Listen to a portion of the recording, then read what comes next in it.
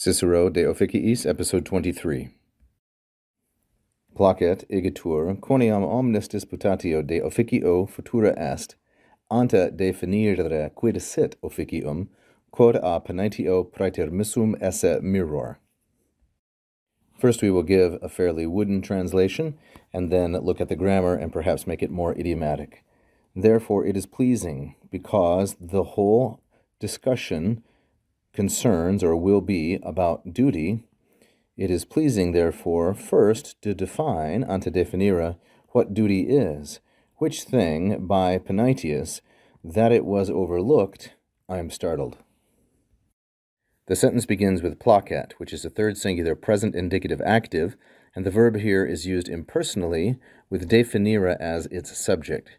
Definire, the infinitive, fourth conjugation, is actually a verbal noun, like all infinitives, and so as a noun it can be the subject and object of verbs.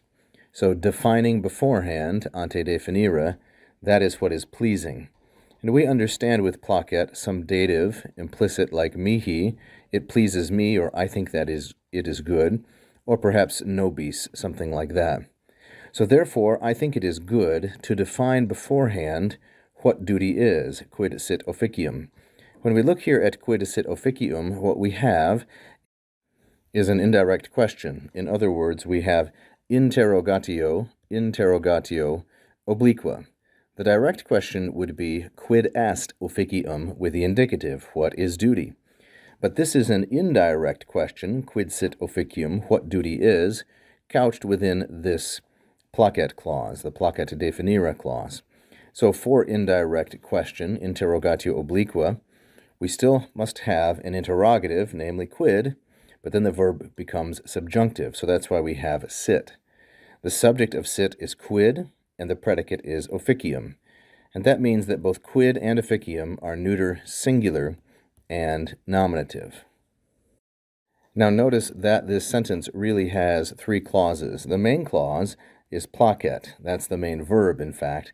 That's the kernel or core of the sentence, without which the rest of it can't exist independently.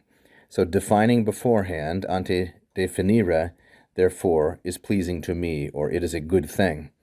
But then we have a parenthetical here, subordinate clause, introduced by the subordinating conjunction quoniam, because the whole argument, omnis disputatio, the whole essay or treatise, and omnis and disputatio are both feminine singular nominative, the whole of that will deal with futura est, the concept of duty, de officio. Now, futura est is what's sometimes called the future active periphrastic. This is sometimes called the future active periphrastic by certain grammarians and textbooks. It's really just a form of fora. It is the future of the verb esse.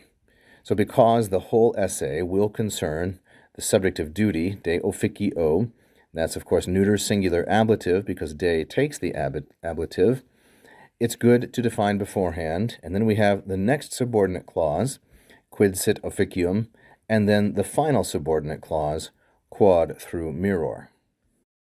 Now the grammar of this final clause, the quod mirror clause, goes like this. Quod is a relative pronoun. It's a relative pronoun, unlike quid, which is an interrogative pronoun, because remember, this was indirect question.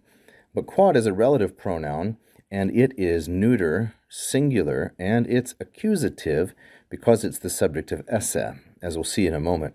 The antecedent of quod is officium. So officium gives it its gender and its number, but its case comes from its use in the clause. So that penitius neglected to define officium leaves me startled. I am surprised. So within this quod clause, the verb is mirror. And this is a first-person singular, present indicative passive, because it is a deponent verb, mirror, mirari, its first conjugation. So which thing, namely which that duty was not defined, I am startled, I am surprised, mirror, that this thing, quod, has been overlooked, praetermissum esse. So this is a perfect passive infinitive. This is a perfect passive infinitive, where we take esse as the infinitive proper and praetermissum as the predicate. And it is derived from the verb praeter mitto. praeter mitto, praeter mittere, which is third conjugation. So mitto means to send, praeter means to send beside. It comes to mean to overlook or to bypass.